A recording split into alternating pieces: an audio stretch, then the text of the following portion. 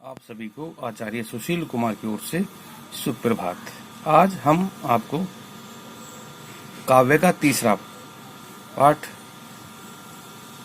प्रारंभ करने जा रहे हैं और तीसरा पाठ मीराबाई जी द्वारा रचित है। तो इसलिए सबसे पहले हम मीराबाई की जीवन परिचय पढ़ेंगे और उनकी रचनाएं, तत्पश्चात इनके पद्यांशों को पढ़ेंगे। तो सबसे पहले आज हम इनका जीवन परिचय पढ़ने जा रहे हैं। आप लोग ध्यानपूर्वक सुने, समझें और कॉपी में लिखें। पाठ 3 मीराबाई।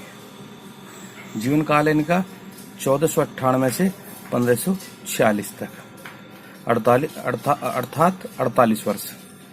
इनकी मृत्यु 48 वर्ष की अवस्था में हो गई थी। जीवन परिचय।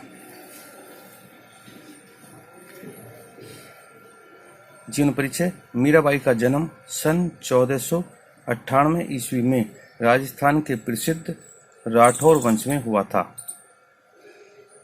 इनके पिता का नाम राव रतन सिंह था। इनका जन्म, आप ध्यान दें कि इनके पिता का नाम क्या था? राव रतन सिंह। इनके जन्म स्थान मेड़ता राज्य का चौकड़ी ग्राम माना जाता है। ध्यान दें, इनका जो जन्म है वो राजस्थान में है। राजस्थान में कहाँ है? मेड़ता राज्य का चौकड़ी ग्राम जो राजस्थान में है और वहाँ का है चौकड़ी ग्राम माना जाता है। मीराबाई जब छोटी थी तभी इनकी माता का निधन हो गया था। मीराबाई जब छोटी थी तो इनकी माता का निधन हो गया था। अतः इनका लालन पालन इनके बाबा राव दूदा ने किया था। जो बाबा का नाम क्या है? दूदा सिंह। तो इनके पिता लालन पालन इनका बाबा राव दूदा ने किया था। मीराबाई का विवाह राणा सांगा के ज्येष्ठ पुत्र कुंवर भोजराज के साथ सन 1516 ईस्वी में हुआ था।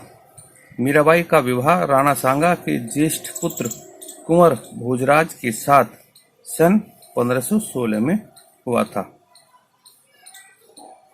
अर्थात ये उस समय 18 वर्ष की थी जब इनका शादी हुई थी, इनका विवाह हुआ था। काल की ऐसी गति हुई कि कुछ वर्षों बाद ही मीराबाई विधवा हो गई। अर्थात जो राणा सांगा के ज्येष्ठ पुत्र कुंवर भोजराज थे, उनकी मृत्यु हो गई और ये विधवा हो गई।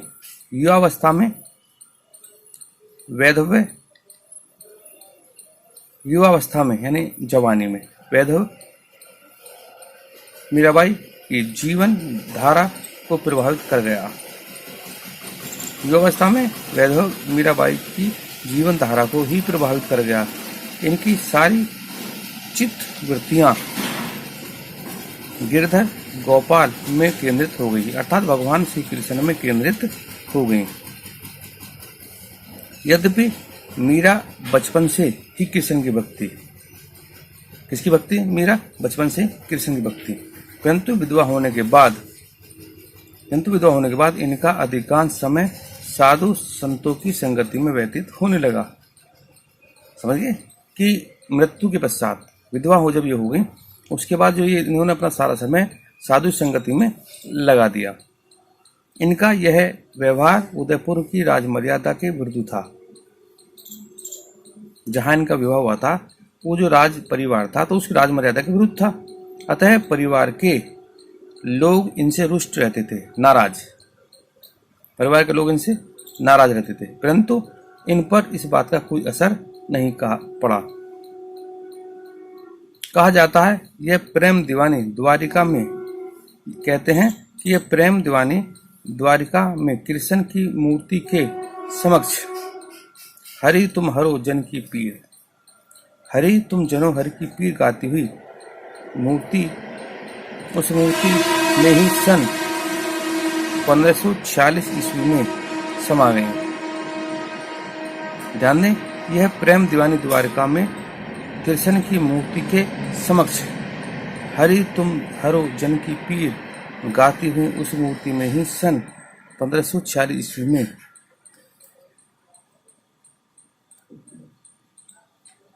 समा गई।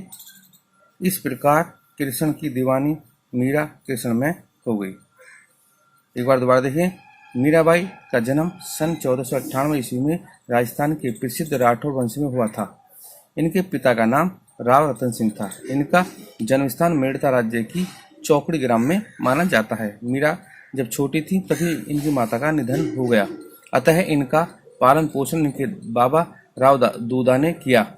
मीरा बाई का विवाह राणा सांगा के ज्येष्ठ पुत्र, ज्येष्ठ का मतलब होता बड़े, राणा सांगा के बड़े पुत्र थे, उनके कुंवर भोजराज के साथ सन 1516 ईस्वी में हुआ।